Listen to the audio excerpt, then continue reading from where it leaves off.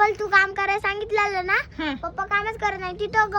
मोठे गप्पा मारीत बसलेत मोठ्या गप्पा मारते सांगायले की मी मोठा आहे मी लय बॉस आहे माझं पण मारतो धन मी काही पैसे कमवतो हा बाबा खरंच हा सुट्टी देऊ नको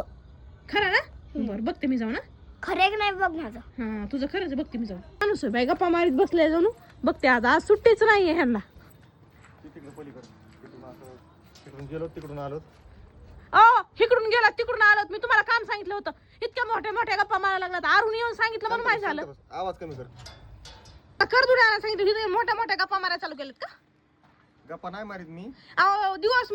दिव्यात वाद पडायची वेळ आली माझे भाऊ जायचे तर गाड्यावर इकडे थोडं जवळ ये. हा. मला मी काय बाहेर नाही लय जोरात बोलायला लागलीस तू हा मी सगळं सामान आणलंय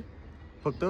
पेढे आणले का मग ते सांगलं फक्त पेढे विसरलेत आणि जा आणि पेढे घेऊन या काय द्यायचं हाताव मी काय म्हणतो तुला आहे ना पर्याय त्याला माझ्यापाशी करदुडे आणलेत हा सुपारी आणली पान आणलंय फक्त पेढे विसरलेत आणि नारळ नारळ बी आणलाय हा काय नाही थोडी चटणी आपली चिमट चटणी घ्यायची आणि हातावर द्यायची काय होत त्याला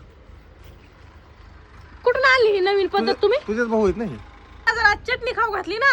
दारातून ना चपलाने हाणून बाहेर काढते कळलं का जायचं ना गप्पी आणि घेऊन यायचं कुठली पद्धत आहे तुमच्या बहिणीने आजपर्यंत तुम्हाला कधी चटणी खाऊ घातली का प्रेमाने दे म्हणतो मी तुला काय प्रेमाने चटणी असते काय